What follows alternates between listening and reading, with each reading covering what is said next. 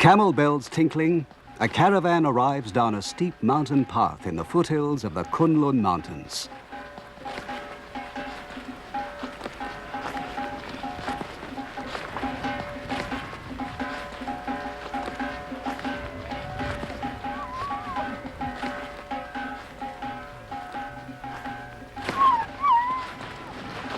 The loads of the camels are not ordinary rocks.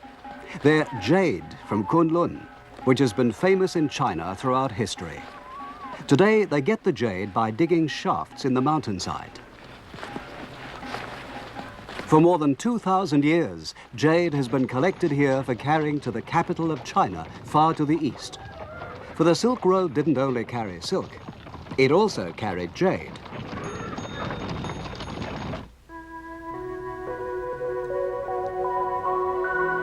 The Kunlun Mountains are in the southern part of the Taklamakan Desert, and they rise to about 6,000 meters or 20,000 feet.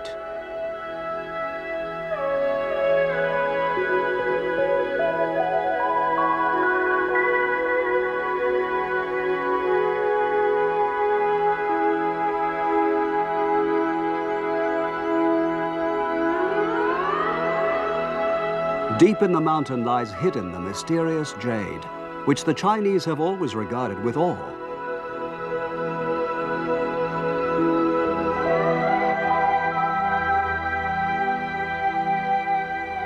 The Kunlun jade was believed to have strange powers, perhaps because its brilliance seems to increase with age.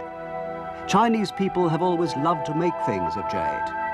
They believe that if you wear jade, your mortal body will not die, but be preserved, so its spirit can one day return.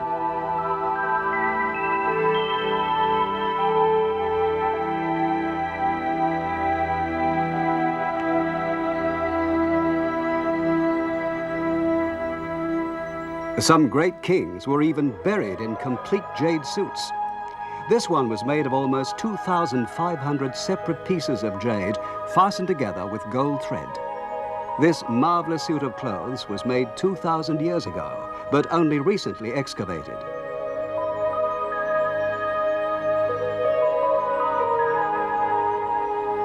We can see plainly that the people of the past loved jade as much as they do today.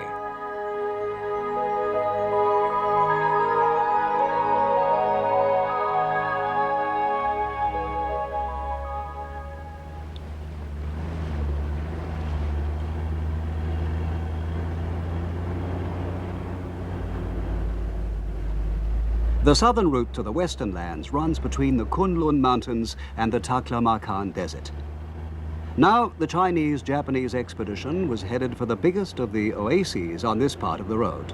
It's called Khotan. Approaching from the east, you cross the Urungkash River. Two rivers from the Kunlun Mountains flow through Khotan, the Urungkash in the east and the Karakash in the west. Even today, you can often see people searching the riverbeds for jade. They say that if you spot a stone that seems to glow more brightly than the rest, you've found a piece of jade. But jade is rare, and you're lucky if you can find one piece a day.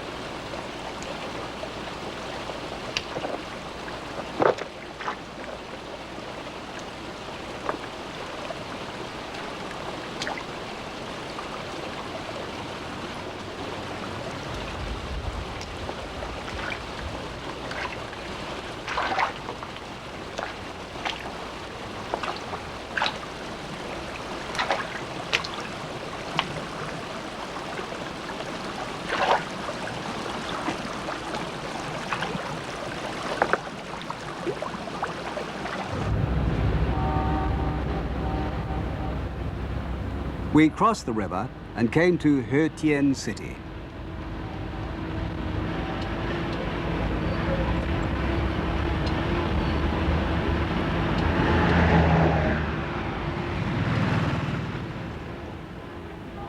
This town once had a great castle from which the whole country was ruled. It was famous as a source of the precious jade and as a trading center for the east-west commerce. We were the first foreign expedition that had ever come here. The population of Khotan province is 180,000, and of these, 95% are of the Uyghur tribe. Their ancestors were people of Turkic blood that lived on the Mongolian plateau. The men wear many different kinds of headgear.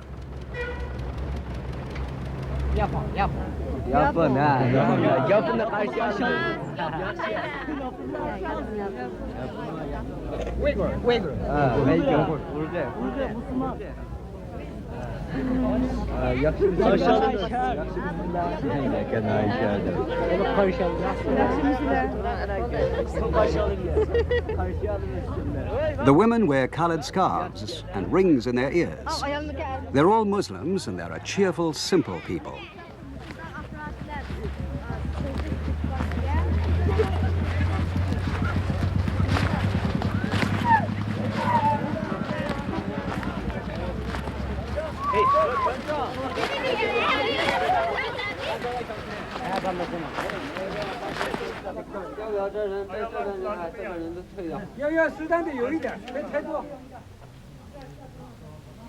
In the middle of the town, there's a market for the jade. It's the only place where people can sell the jade they found.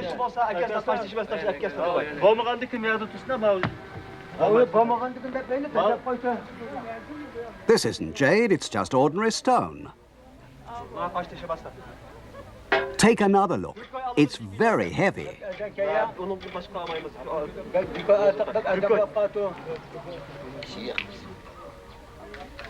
The jade is valued and bought here. The valuers are working for the Khotan Light Industry Office. This one's only poor quality. It's only worth 3 yuan per kilogram. Come on, you can do better than that.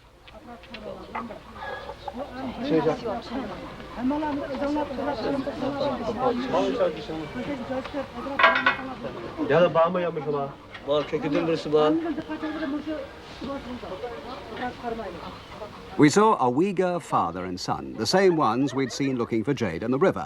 They'd come to sell their finds. That's a good one, isn't it? Second-class white. I'll give you 50 yuan per kilo. You must be joking. Look at the sheen.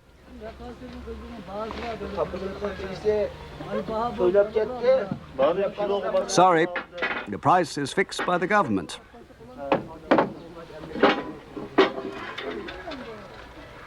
Today, they were selling the pieces they'd found over a 6-month period. He got 70 yuan, more than a laborer can earn in a month.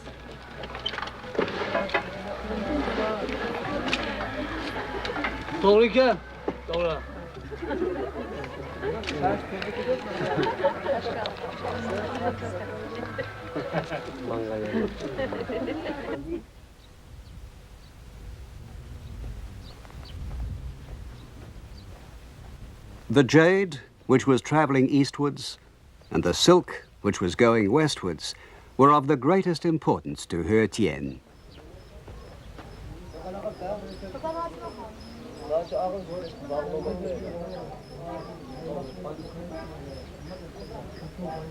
The Chinese priest Xuanzang, who traveled to India during the 7th century to bring back holy Buddhist books, stopped here on his way home.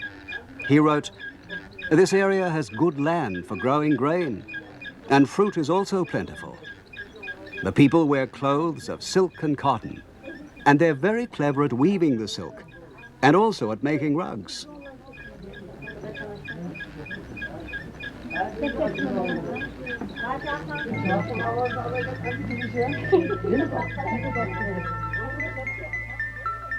Xuanzang recorded an old legend about how silk first came here. In the old days, it was forbidden to take silkworms out of China.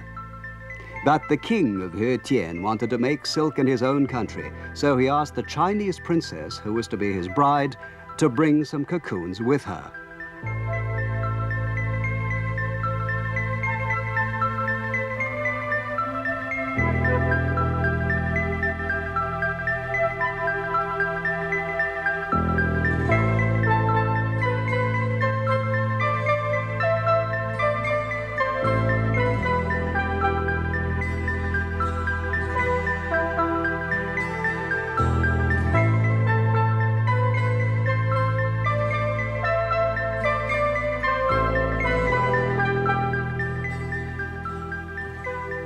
She did what he had asked her, and hid the cocoons in her crown when she came to marry the king.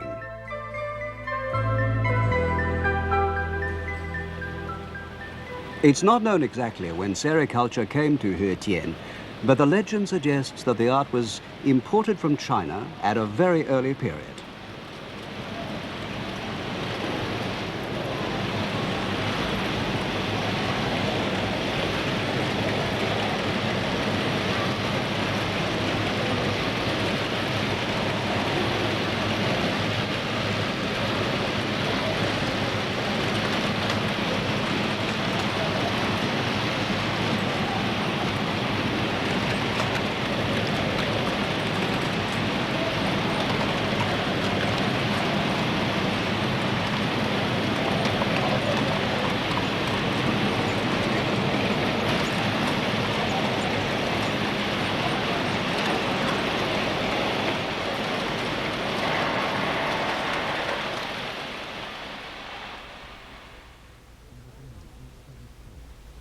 There's a very old painting of the ancient legend that was discovered by the British explorer Stein at the beginning of the 20th century.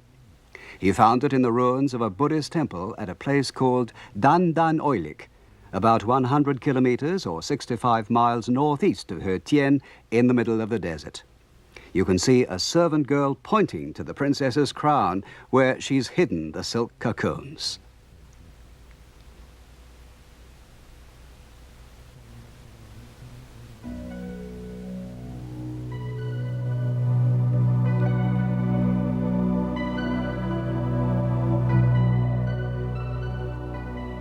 Since Stein discovered this marvelous painting, no one has ever been back to Dan Dan Oilik to confirm its position.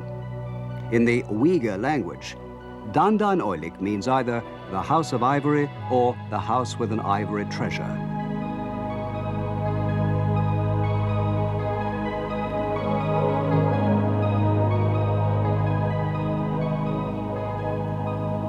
After traveling for 2 days, we found the ruins of an old resting place in the desert.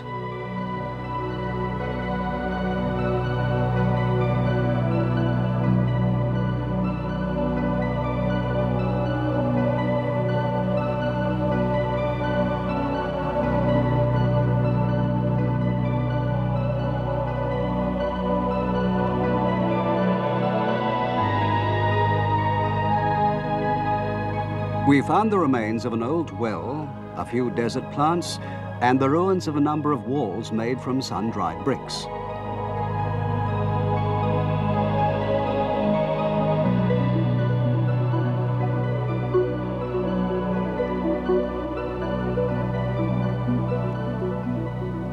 The ruins are from the Han or the Tang dynasty, and they were once a Buddhist temple.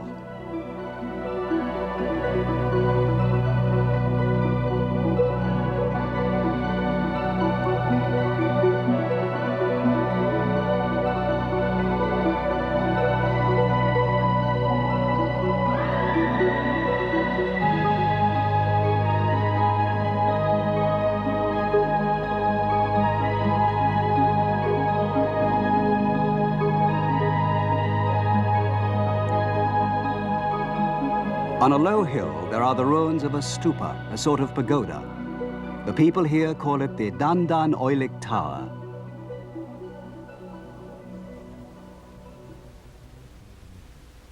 The temple had more than 300 priests. The marks in the walls were probably made by robbers looking for treasure.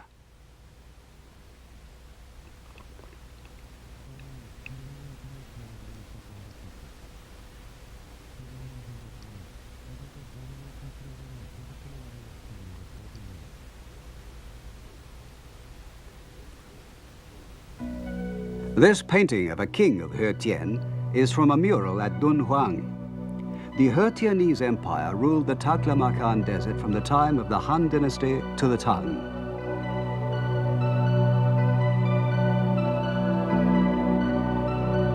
In the painting, you can see that the king is holding an incense burner made from jade. The fresh green color of the jade, the color prized most highly by the Chinese, shows how rich and powerful he was.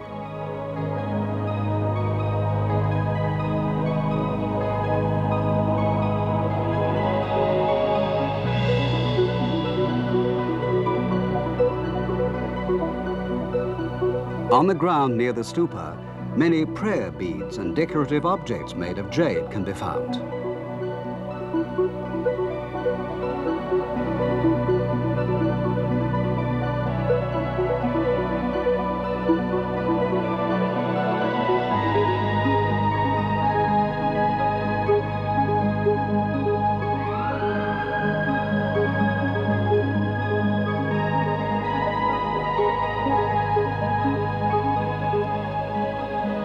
This tiny image shows two monkey-like beings with tails embracing each other. It's a common motif of early Buddhist sculpture.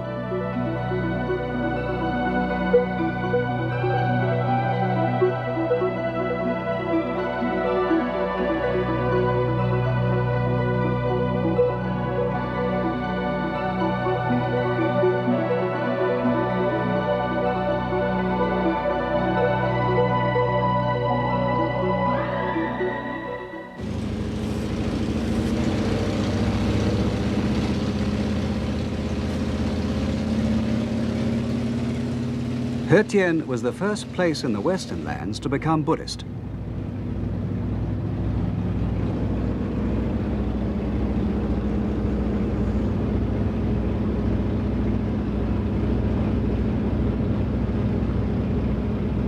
But according to Stein's map, the Dandan oilik he found wasn't here, but deeper in the desert, about 50 kilometers or 30 miles away.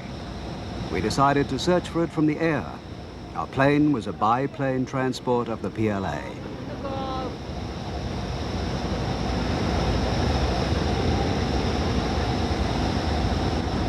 Stein traveled north from Khotan city along the Yorong Kash River, and then eastwards from the point it joins the Kara Kash River.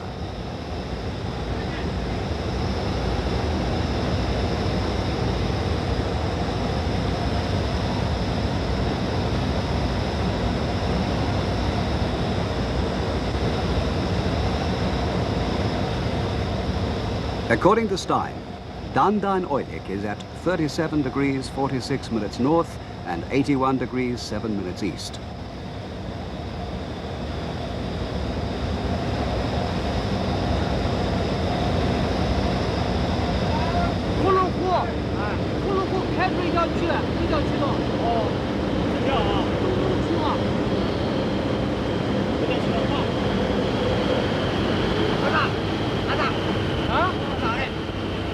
About 40 kilometers north of Khotan, or 25 miles, we found the ruins of a temple called Rawak, which has the biggest stupa on the southern route of the Silk Road.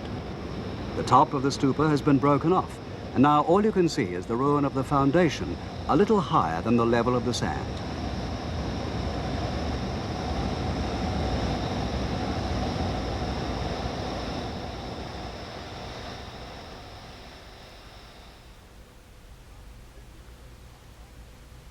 This is a photograph Stein took of Rawak Temple in 1900.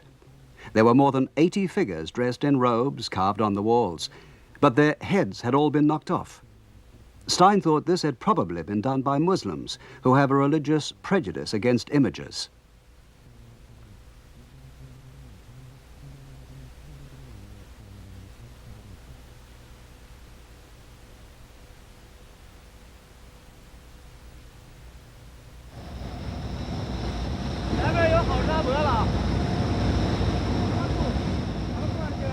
Now we'd reached the place where Dandan oilik is supposed to be.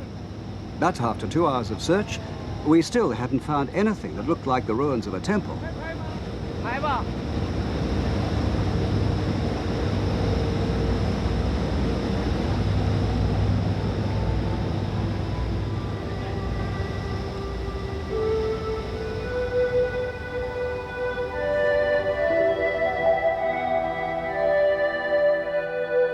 But we did find this crescent-shaped ruin half buried in the sand. The wall seems to have originally been a circle about 50 meters in diameter, or 150 feet, with a square building, perhaps a house, in the middle. One archaeologist thought that the circular wall had probably enclosed a field.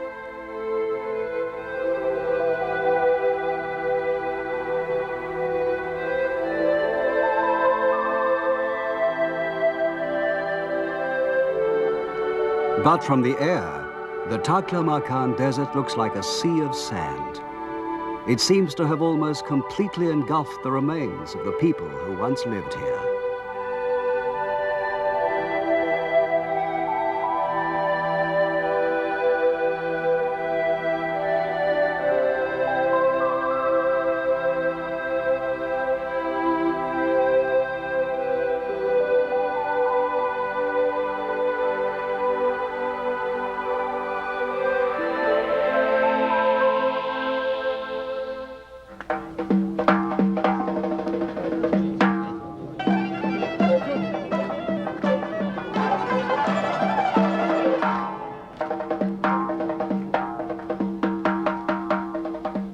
Artists of the Xinyu song and dance troupe are performing the silk dance.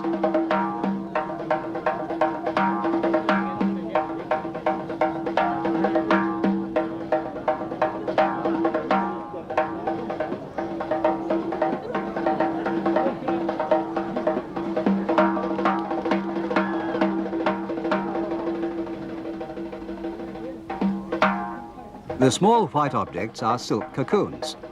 Most of the 56 people's corporations in today's Khotan are involved in breeding silkworms.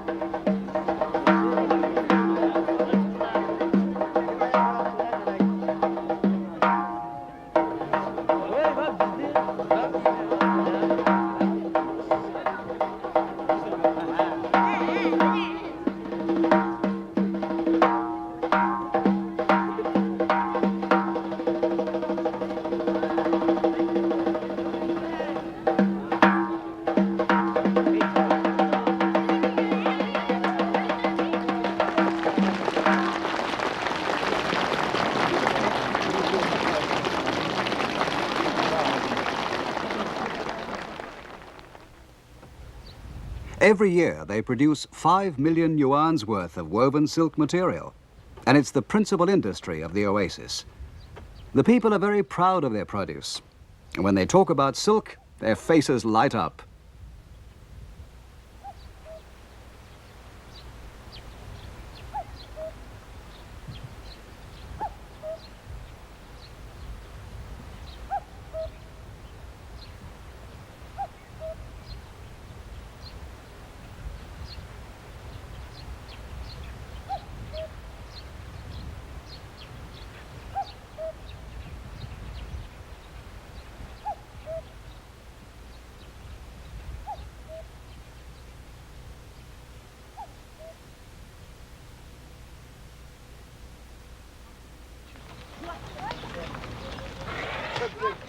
On Sunday mornings, the roads are busy with traffic from the villages, because Sunday is Bazaar Day in Khotan. People come from the Kunlun Mountains and from the next oasis across the desert to buy and sell.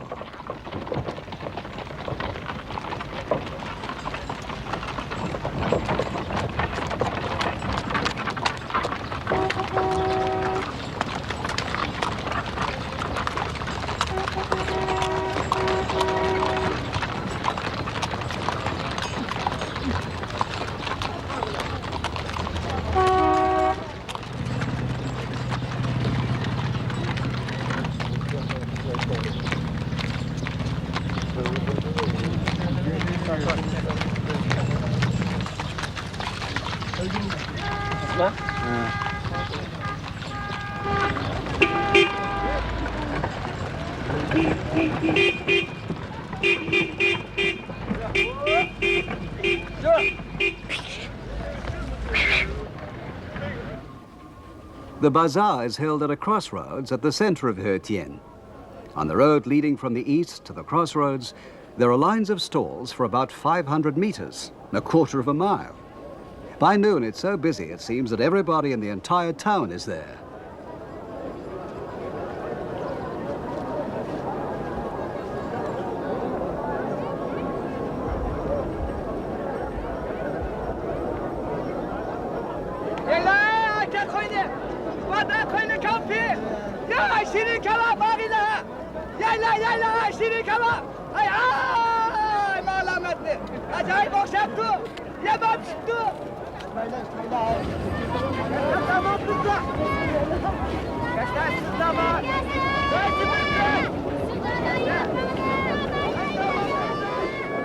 This old man came to sell a carpet which took him 2 whole months to make.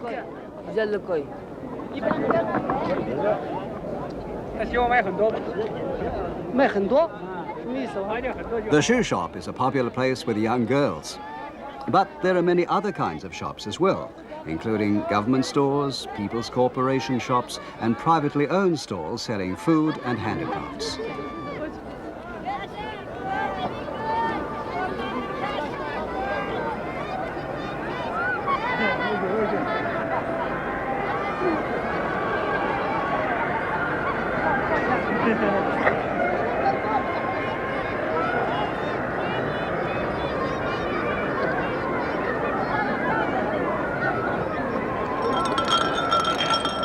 The shops are quite simple, but they can provide everything the people need.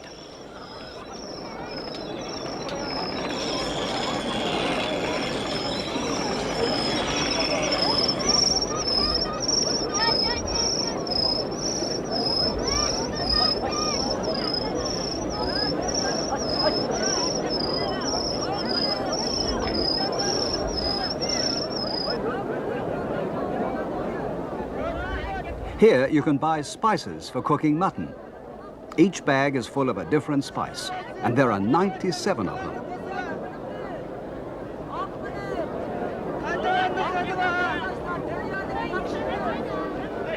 There's meat and there's fish.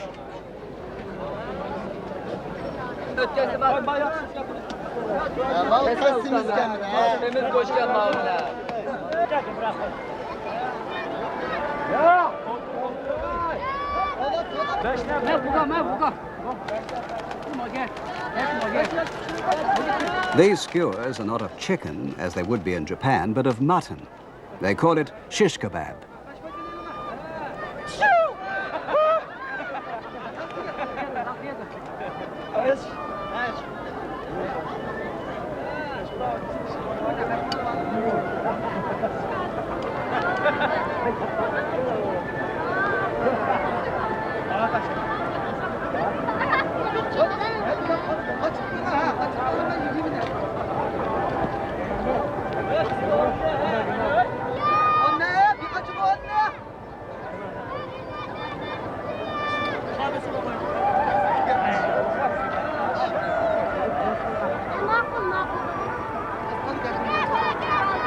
The Uyghur hats are so colorful, they sometimes look like bunches of flowers. This one's too small, I can't get it on. It's a woman's hat. What? A woman's hat? Is this yogurt? How much is it?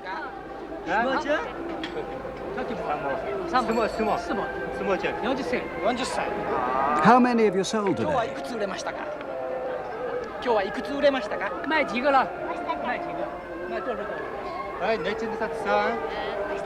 Only one.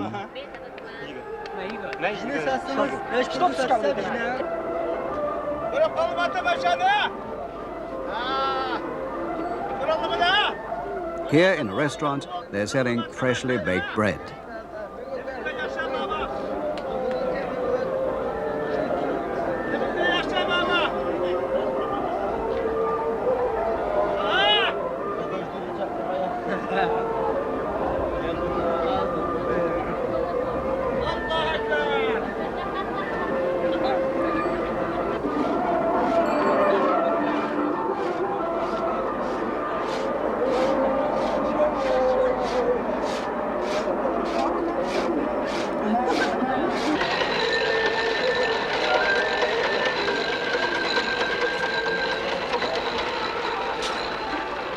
Excuse me, can I talk to you for a moment? Where did the ice come from?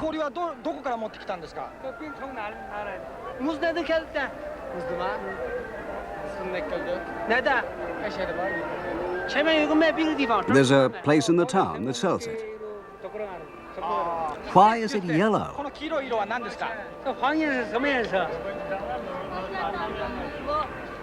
It's made of egg.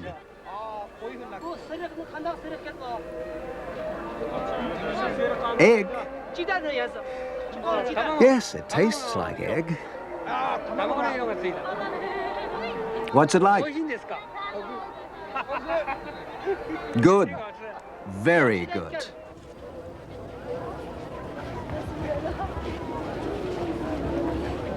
They say the people of Khotan like to come to the bazaar whether they want to buy and sell or not.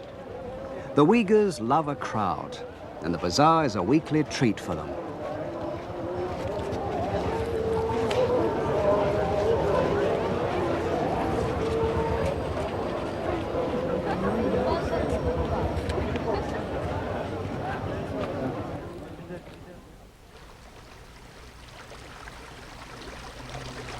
It's afternoon, and although it's still only May, the temperature is already almost 30 degrees Celsius, 80 degrees Fahrenheit. Here at the Oasis, everybody takes a siesta until 2 in the afternoon.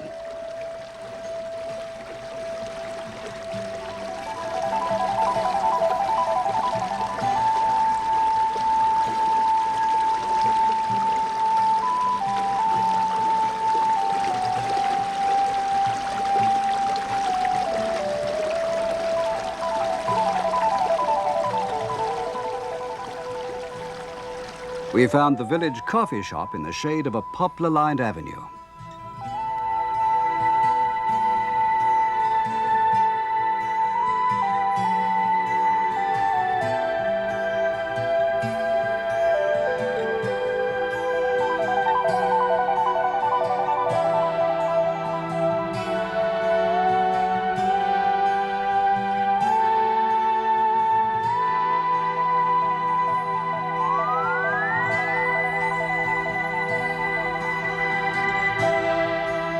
The small stream and pools are important water supplies for the people of the Oasis.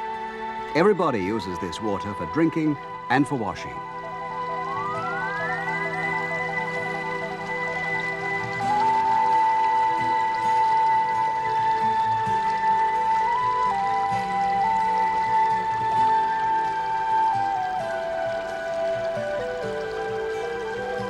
This is a typical Uyghur farmhouse. You go through 2 doors into a sort of courtyard which has a roofed walkway around it.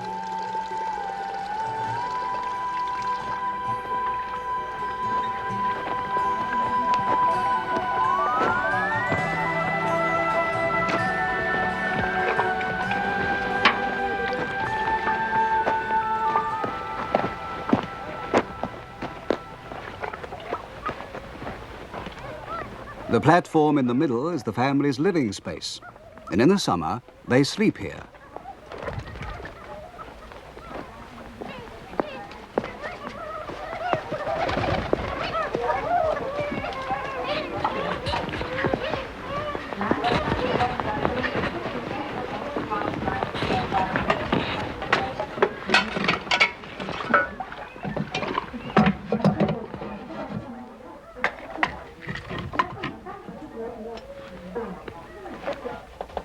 That's one of the advantages of living in the desert. You don't have to worry about rain. This is the master of the house, Mr. Mata Kashim. This is the room for me and my wife. When we Uyghurs visit anyone, the men all sleep in one room and the women in another.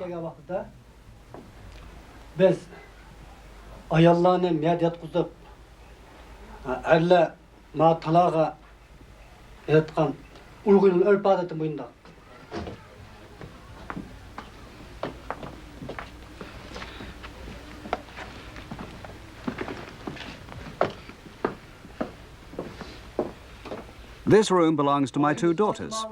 The older is 19 years old, almost old enough to be married. My wife and I are trying to get used to the idea.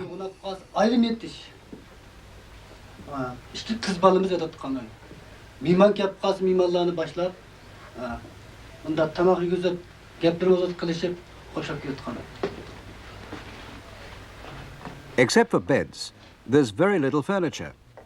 This is probably because these people were once nomads, wandering from one oasis to the next.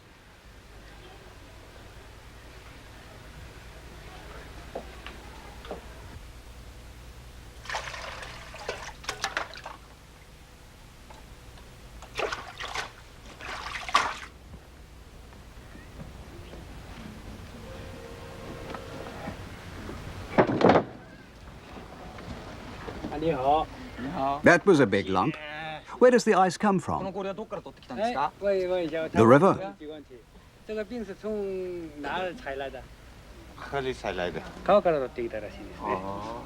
When do you fill your ice house? In the middle of January. Ah, in winter time.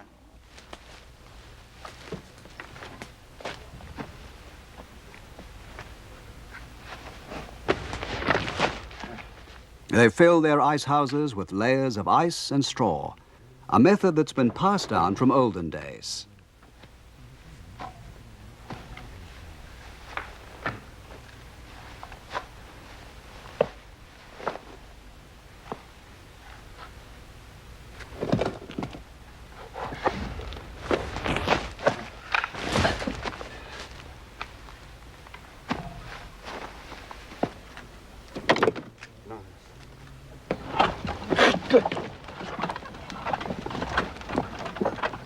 The ice was being taken to the Silk Research Center.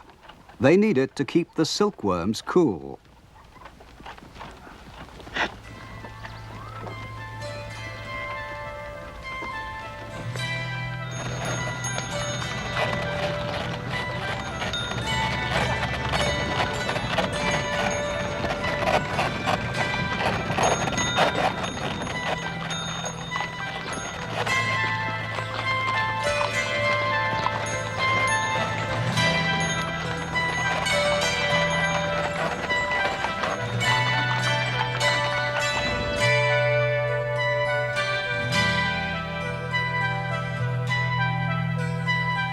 In Khotan, making rugs is almost as old as weaving silk.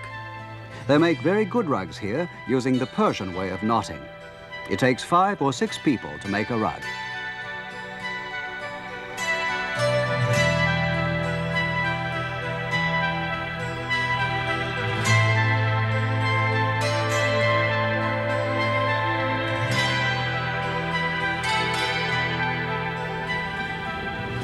They use several hundred dyed woolen warps for each rug.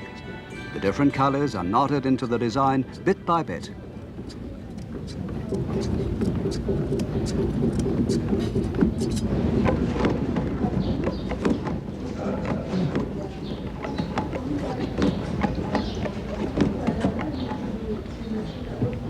Even the most skillful weaver, one who's been doing it since he was a child, can only make about 2 centimeters of rug in a whole day. It's work that needs the utmost patience.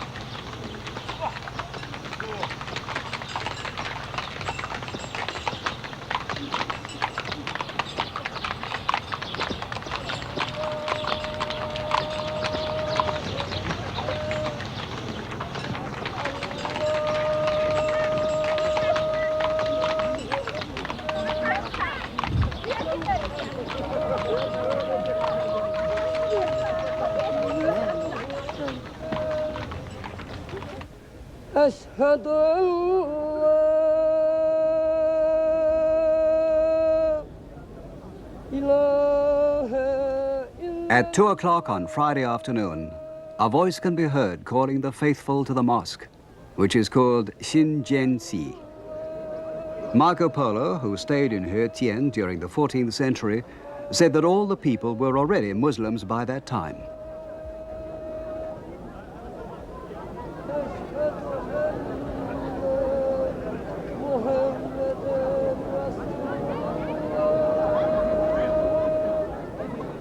But Khotan was originally a Buddhist country. It wasn't converted to Islam until the 10th century. Until 1948, the imam of the mosque was the ruler of Khotan.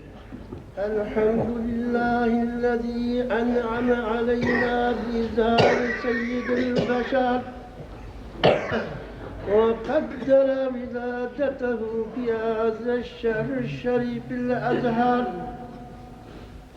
In China today, there is freedom of religion, and more than 5,000 people often attend the mosque on Fridays. But all the worshippers at the mosque are men. Women Muslims don't go to the mosque, but pray at home.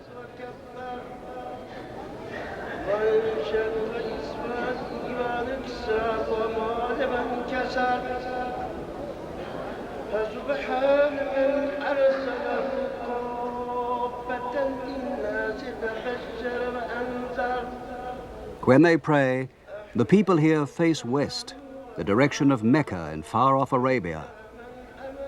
The sound of prayer has echoed here for many centuries.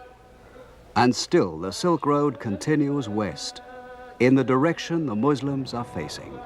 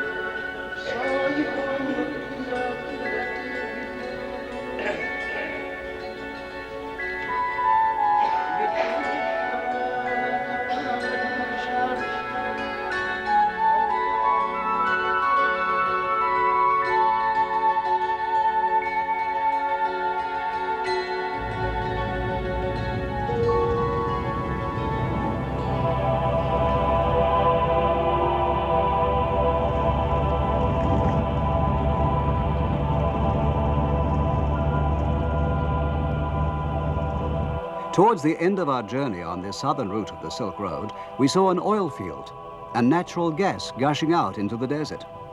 It was the Kokya oil field, which was only discovered in 1977 in the middle of the desert, about 200 kilometers from Khotan city, 120 miles.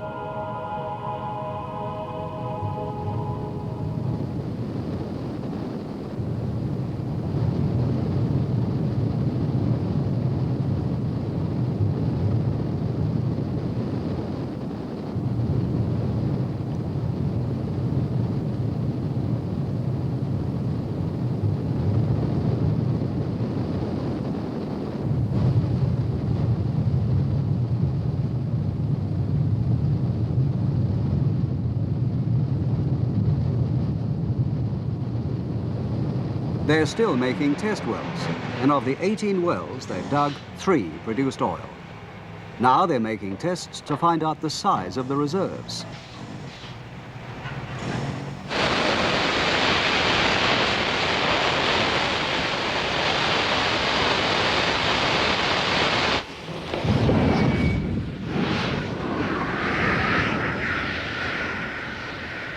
Oil and natural gas started to flow from test well number 10 some time ago, and they still haven't controlled the flow.